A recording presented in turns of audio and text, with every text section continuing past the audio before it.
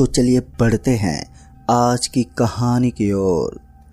दोस्तों, आज तक दुनिया भर में ऐसी ऐसी भूतिया घटनाएं हुई हैं जिनका नाम सुनकर भी किसी किसी को घबराहट होती है, लेकिन उनमें कुछ हॉरर स्टोरी इस तरह की भी घटती हैं जिस पर विश्वास करना आम इंसानों के लिए आसान नहीं होता। आज की कहानी में हम ऐसे ही उलझी हुई रहस्यमय घटना के बारे में आपको बताने जा रहे हैं जो आपको सोचने पर मजबूर कर देगी कि क्या वास्तव में ऐसा भी कुछ हो सकता है। दोस्तों, ये कहानी हमारे साथ मनीष जी ने शेयर की है जो कि राजस्थान के जयपुर जिले से बिलोंग करते हैं। तो आइए जानते हैं कि आखिर उनके साथ क्या हुआ था। दोस्तों, मेरा नाम मनीष व्यास है और मैं जयपुर का रहने वाला हूँ। मैं चॉकलेट की एक एजेंसी के लिए सेल्स एजेंट के तौर पर काम करता था। दिन भर में मुझे 30 से 50 किलोमीटर ट्रैवल करना पड़ता था और अलग अलग लोगों से मिलकर हमारी प्रोडक्ट के ऑर्डर लेने होते थे और माल पहुंचाना होता था। कभी कभी एजेंसी का मालिक मुझे बाइक देता और कभी कभी रिक्शे का भाड़ा दे देता था। 3 महीने पहले एक ऐसे भयानक भूत से मेरा सामना हुआ कि तब से मैंने खौफ और डर के मारे बिस्तर पकड़ लिया है। हुआ ये था कि रोज की तरह सुबह में पेन, कैलकुलेटर और ग्राहकों की लिस्ट लेकर सीधा बस स्टैंड पर ऑटो रिक्शे का इंतजार करने लगा। तभी एक पुराना ऑटो मेरे पास आकर रुका। मैंने देखा कि उसके अंदर सफेद कपड़ों वाला, घुंघरेले लंबे बालों वाला, काला सा और अधेड़ उम्र का इंसान बैठा था। उसके बाद वो ऑटो रिक्शा वाला मेरी तरफ देखते हुए मुझसे पूछने लगा कि कहाँ पर जाना है। तो मैंने उसे कहा कि 4 घंटे का काम है और 10 से 15 जगह पर रुकना भी होगा, आप चलोगे क्या। 1 मिनट तक सोचने के बाद उसने कहा ठीक है भाई, बैठ जाओ। मैं बैठ तो गया, पर उस वक्त मुझे काफ़ी अजीब महसूस हो रहा था। ऐसा लग रहा था जैसे कोई मुझे रोक रहा हो। अब उसने ऑटो रिक्शे को आगे बढ़ाना शुरू कर दिया और ऑडियो टैप बजाने लगा। वो कुछ तंत्र मंत्र वाले श्लोक बजा रहा था और रास्ते में आने वाले मंदिरों से दूर दूर से ऑटो रिक्शा निकालने लगता और मंदिर देखकर गुस्से में चिल्ला देता था जैसे कि उसे कुछ तकलीफ हो रही हो। ये सब देखकर मुझे पक्का यकीन हो गया कि इस ऑटो वाले आदमी में कुछ तो गड़बड़ है, या तो ये पागल है या फिर इसके अंदर भूत प्रेत का वास है। मैंने फौरन ही उस ऑटो रिक्शा को रोकने को कहा क्योंकि अब मुझे उस आदमी से डर लग रहा था। फिर उसके बाद जब मुझे लगा कि इस आदमी के अंदर कुछ ठीक नहीं है तो मैंने उस आदमी से कहा, अरे भाई साहब, आपको कोई तकलीफ है क्या? आप इस तरह जोर जोर से क्यों चला रहे हैं? मेरी बातें सुनने के बाद उस आदमी ने अपनी गर्दन को एकदम से पीछे की तरफ मोड़ दिया। दरअसल उसने अपनी गर्दन को 360 डिग्री के कोण पर एकदम से घुमा डाला था और ये देखते मेरे शरीर के अंदर का खून जम गया था। मुझे ऐसा लग रहा था कि मैंने इस ऑटो रिक्शा के अंदर बैठकर बहुत ही बड़ी गलती कर दी है। कुछ देर तक तो मानो मैं गहरे सदमे में चला गया था। फिर उसके बाद मैंने किसी तरह हिम्मत करते हुए उस आदमी से कहा, भाई साहब, मुझे आगे नहीं जाना, मुझे यहीं पर उतरना है। लेकिन मेरी बात तो मानो, जैसे कि उसे समझ नहीं आ रही थी। फिर उसने एक बार के लिए मेरी तरफ देखते हुए कहा, लेकिन मैं ऑटो को कैसे रोक सकता हूँ? ऑटो की तो ब्रेक ही नहीं है। और ये सुनते मेरे शरीर में मानो बिजली सी दौड़ गई थी और मेरा पूरा बदन डर से कांपने लगा था। उस वक्त मुझे समझ में नहीं आ रहा था कि इस समय मैं क्या करूं। उस भयानक और डरावने से आदमी के सामने मेरी बोलती बंद होती जा रही थी। कुछ देर तक तो मैं उस आदमी को एकटक देखता रहा और फिर उसके बाद जब मुझे लगा कि अब मेरे इस तरह देखने से कोई मतलब नहीं है, अब जो नियति खेल खेलने वाली है मुझे उसके अंजाम का इंतजार करना होगा, क्योंकि इसके अलावा मेरे पास कोई दूसरा चारा भी नहीं था। अब जो होना था वो तो होकर ही रहेगा। लेकिन इस वक्त तो मुझे खुद के ऊपर ही गुस्सा आ रहा था क्योंकि मैं गलत ऑटो रिक्शा के अंदर जो बैठ गया था। डर की वजह से अब मेरी बोलती बंद हो गई थी और हालत भी बिगड़ती जा रही थी।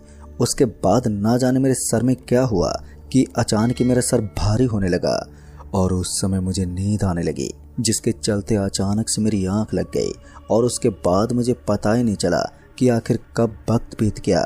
और उसके साथ ही जब मेरी आंखें खुली तो मैंने देखा कि मैं अभी भी उस ऑटो रिक्शे के अंदर पड़ा था और वो ऑटो ड्राइवर अब उस ऑटो के अंदर नहीं था। ऑटो एक वीरान जगह पर खड़ी थी जहां चारों तरफ मुझे कचरा फैला हुआ दिखाई दे रहा था।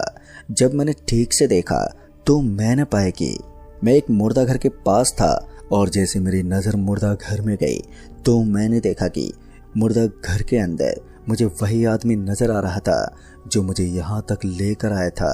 अब मुझे उस आदमी के ऊपर बहुत ही ज़्यादा गुस्सा आ रहा था, लेकिन मैं इतना भी जानता था कि वो कोई नॉर्मल आदमी नहीं है, वो एक हैवान है जो मुझे कभी भी मार सकता है। उसका हुलिया किसी को भी डरा सकता था, क्योंकि अब जब मैंने उसे अपने सामने खड़ा हुआ देखा तो वो अब पहले से भी कहीं ज़्यादा डरावना लग रहा था। उसकी गर्दन अब बहुत ही ज़्यादा लचीली हो गई थी और उसका पूरा शरीर किसी घोड़े के शरीर की तरह मजबूत हो गया था। उसके पूरे चेहरे पर खरोंच के निशान बन गए थे और उसे देखने के बाद ऐसा लग रहा था जैसे कि मैंने साक्षात अपनी मौत को देख लिया हो। अब मैं बुरी तरह से डरा हुआ था और मेरी जुबान भी अब बाहर नहीं निकल रही थी। और इस समय जब मैंने यहाँ से भागने की कोशिश की तो मुझे महसूस हो रहा था कि मेरे पाँव भी अब काम करने बंद कर चुके हैं। तभी वो ऑटो रिक्शा की तरफ आने लगा और ऑटो रिक्शा के पास आकर उसने मेरी तरफ देखते हुए कहा, अब बस कुछ देर के बाद तुम मेरे साथ मेरी दुनिया में चलोगे। दोस्तों, उसकी ये बात सुनते ही मानो मुझे बहुत ही जोर का झटका लगा। मैंने उसके सामने हाथ जोड़ते हुए कहा, पर भाई मैंने तुम्हारा क्या बिगाड़ा है, मुझे जाने दो भाई। लेकिन भूत पिशाच पर कहाँ इन बातों का असर होता है। अब मैं समझ गया था कि मुझे अपने बलबूते पर ही कुछ करना होगा। और उसके बाद वो भयानक सा दिखने वाला प्रेत ऑटो के अंदर बैठ गया और ऑटो को स्टार्ट करने की कोशिश करने लगा। मैं समझ गया था कि इसका इरादा मुझे कहीं दूर ले जाने का है, या फिर यूं कहें कि वो मुझे कहीं दूसरी दुनिया में ले जाना चाहता है जहां पर भूत पिशाच का राज होता हो। ये सब मेरे दिमाग में चलते ही मेरी रूह कांप गई। लेकिन अब यहाँ से भागने के लिए मुझे एक सही मौके का इंतजार था। जैसे मैंने देखा कि उस पिशाच का ध्यान भटका हुआ है तो मैंने तुरंत ही अपने पैरों को संभाला और पूरा जोर लगाते हुए मैं उस ऑटो से नीचे कूद गया। फिर उसके बाद मैं सरपट भागने लगा। दरअसल मैंने देखा कि अब मुझे वहां आसपास बहुत ही बड़े बड़े मिट्टी के टीले नजर आ रहे थे। ऐसा लग रहा था कि किसी रेगिस्तान की जमीन के ऊपर ये मुर्दा घर बना हुआ था। हालांकि हमारे यहाँ से जैसलमेर तो काफ़ी दूरी पर था। ऐसे में जैसलमेर तो कहीं नहीं हो सकता था, लेकिन ये जो भी जगह थी वास्तव में बहुत ही ज़्यादा भयानक और डरावनी लग रही थी। मुझे किसी भी कीमत पर यहाँ से भागना था। अब मैं एक कच्चे रास्ते पर भागते भागते आगे की तरफ बढ़ता जा रहा था, लेकिन फिर मैंने जब पीछे मुड़कर देखा तो मैंने पाया कि वो ऑटो रिक्शा मेरा पीछा कर रही थी और वो लगातार मेरे पीछे ही आ रही थी। फिर इतने में ही मैं लड़खड़ा गया और ज़ोर से नीचे गिर पड़ा और नीचे गिरने की वजह से मेरे जबड़ा ज़मीन से टकरा गया और उसके बाद मेरे मुंह से भी खून निकलने लगा।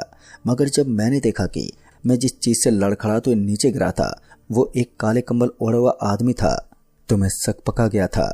वो आदमी सड़क के बगल में लेटा हुआ था और मुझे समझ में नहीं आ रहा था कि यह आदमी इतनी रात को इस तरह की जगह पर क्या कर रहा है। ये एक ऐसी जगह थी जहां पर कभी भी किसी भी इंसान की जान जा सकती थी, और फिर भी इस जगह पर इस आदमी का इस तरह आराम से चैन की नींद लेना मुझे कुछ ठीक नहीं लग रहा था। इसलिए मैंने उस आदमी से कहा, अरे ओ भाई साहब, यहाँ पर आप क्या कर रहे हो? पता नहीं क्यों, लेकिन मेरी बातों का उस आदमी पर कोई असर ही नहीं हो रहा था। वो ज्यों का त्यों पड़ा हुआ था और वहां से हिलने का नाम भी नहीं ले रहा था। फिर उसके बाद जब मैंने उस आदमी की कंबल को खींचने की कोशिश की तब जाकर उसने अपनी गर्दन को हिलाया, और जब मैंने एक बार के लिए पीछे पलट कर देखा तो अब वो ऑटो वाला भी मुझे कहीं नजर नहीं आ रहा था। मुझे एक चैन की सांस तो मिली, लेकिन दूसरे ही पल मेरी चैन की सांस हवा में उड़ गई। दरअसल मैंने देखा कि जिस आदमी को मैंने उठाया था उसका चेहरा बिल्कुल इस आदमी से मिलता जुलता था जो ऑटो चलाकर मेरी जान के पीछे पड़ा था। उसको देखने के बाद मेरी सांसें पूरी तरह से फूलने लगी थी और अब ऐसा लग रहा था कि एक तरफ कुआं और दूसरी तरफ खाई हो और मैं उन दोनों के बीच में फंस गया हूँ। मेरी हिम्मत भी अब टूटने लगी थी और मैं बुरी तरह से हताश हो गया था। फिर कुछ देर तक तो ऐसा ही चलता रहा, मगर उसके बाद जब मुझे ये लगा कि अब मेरा बचना मुश्किल होने वाला है तो इस बार मैंने ज़्यादा हड़बड़ाहट नहीं की थी और वहीं पर नीचे बैठ गया, क्योंकि अब मैं जान गया था कि अब किसी भी हालत में मैं बचने वाला नहीं हूँ। मेरी जान बख्शना अब इसके बस में नहीं है।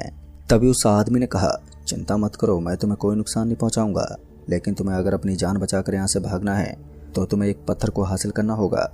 दोस्तों, उसकी बात सुनते मैं तिरछी नज़रों से उसकी तरफ देखने लगा। फिर उसने बताया कि यहाँ से थोड़ी दूर आगे तुम्हें एक गौशाला नजर आएगी और उसी गौशाला में एक चिकना पत्थर रखा हुआ है। अगर तुम उस पत्थर को लेकर 7 बार भगवान का नाम जपोगे तो तुम्हारी जान बच सकती है, और अगर तुम ऐसा करने में नाकाम रहे तो फिर तुम्हारी मौत निश्चित है। उसकी बातें सुनकर मेरे अंदर हिम्मत तो आ रही थी, लेकिन दूसरी तरफ मुझे ऐसा भी लग रहा था कि आखिर मैं उसकी बात पर विश्वास क्यों करूं। तब उसने बताया कि कुछ साल पहले उसके साथ भी ऐसा ही हुआ था और तब से वो काफ़ी लोगों की मदद भी कर चुका है, लेकिन कोई भी यहाँ से जिंदा बचकर नहीं लौट पाया। अगर तुम ये सब नहीं कर पाए तो थोड़ी देर के अंदर वो तुम्हें अपने साथ दूसरी दुनिया में ले जाएगा। अब इन सभी बातों को सुनने के बाद मेरी हिम्मत भी टूट गई थी और मुझे समझ में नहीं आ रहा था कि आगे क्या करना चाहिए। जब मुझे लगा कि मुझे इस आदमी की बातों पर विश्वास करके आगे बढ़ना चाहिए और अब जो आगे होगा वो देखा जाएगा, तब मैंने अपने कदमों को तेज तेज रफ्तार से आगे की तरफ बढ़ाना शुरू कर दिया और उसके बाद मैं रफ्तार से भागता हुआ उस तरफ आगे बढ़ने लगा जिस तरफ मुझे वो पत्थर नजर आने वाला था। कुछ देर के बाद मैं उस गौशाला के अंदर पहुंच गया तो मैंने देखा कि वहां पर एक गाय की बहुत ही बड़ी मूर्ति बनी हुई थी और उसके ऊपर फूलों का हार लगा हुआ था। मैं समझ गया था कि वो आदमी इसी जगह की बात कर रहा था और फिर उसके बाद मैं वहीं पर उस पत्थर को ढूंढने की कोशिश करने लगा जिसके बारे में वो बात कर रहा था, लेकिन काफ़ी देर तक उस पत्थर की तलाश करने के बावजूद भी वो मुझे कहीं भी नजर नहीं आ रहा था। अब मेरा दिमाग गुस्से से भर गया था और मैं अपनी डबडबाती हुई आंखों से इधर उधर देखने की कोशिश तो करता, लेकिन मुझे वो पत्थर बिल्कुल भी नजर नहीं आता। करीबन आधे घंटे तक मैं कोशिश करता रहा और फिर उसके बाद जब मुझे लगा कि मेरी सारी मेहनत बेकार हो गई है और मैं उस गौशाला की एक सीढ़ी पर जाकर बैठ गया और मेरा हाथ किसी चीज़ पर जाकर गिरा। जैसे मैंने उस तरफ देखा तो मैंने पाया कि वो पत्थर मेरे हाथ के नीचे था और इतने में ही मुझे वो ऑटो वाला दिखा जो मुझे यहाँ तक लेकर आया था। अब उसे देखते मेरी तो सिट्टी बिट्टी गुल हो गई थी और डर के मारे मेरा पूरा का पूरा शरीर फिर से कांपने लगा था। लेकिन इस वक्त मुझे एक चीज़ देखने को मिली। दरअसल मैं देख रहा था कि वो आदमी जो मेरे सामने खड़ा था वो बार बार मेरी बजाय उस पत्थर की तरफ देख रहा था और घबरा रहा था। उसी वक्त मैंने उस पत्थर को हाथ में लेकर भगवान का नाम जपना शुरू कर दिया। अब मेरे मन में हनुमान जी और राम जी के कुछ शब्द निकलते जा रहे थे और उसके साथ साथ मुझे भी काफ़ी अच्छा महसूस होने लगा था। मुझे ऐसा लग रहा था कि मैं बच जाऊंगा और तभी मेरे सर में एक बहुत ही जोर की चोट लगी जिसके चलते मेरा दिमाग घूमने लगा और फिर उसके बाद मैं बेहोश हो गया। फिर जब मेरी आंखें खुली तो मैंने देखा कि मैं फुटपाथ के एक किनारे पर पड़ा था और वहां से गुजरने वाले लोग मेरे ऊपर हंसते जा रहे थे और वो मुझे घिन भरी नज़रों से देख रहे थे। शायद उन्हें ऐसा लग रहा था कि मैं शराब पीकर यहाँ पर गिरा हुआ था। तभी मैंने देखा कि अब तक सुबह हो चुकी थी। फिर उसके बाद मैं उठा और अपने घर पहुँच गया और इस तरह से मैंने एक भयानक और दहशत भरी रात से सामना किया। दोस्तों, आज भी जब मैं उस दिन के बारे में सोच लेता हूँ तो यकीन नहीं होता कि एक रात में मैंने इतना सब कुछ देख लिया था। क्या ये मेरा कोई सपना था या फिर कुछ और, ये मुझे आज तक बिल्कुल पता नहीं चला। तो दोस्तों, इस कहानी में बस इतना ही। कहानी आपको पसंद आई हो तो वीडियो को लाइक शेयर ज़रूर कर दें और साथ ही हमें नीचे कमेंट बॉक्स में ज़रूर बताएं। जल्द ही मिलूंगा ऐसी एक और नई कहानी के साथ। तब तक के लिए बाय एंड टेक केयर।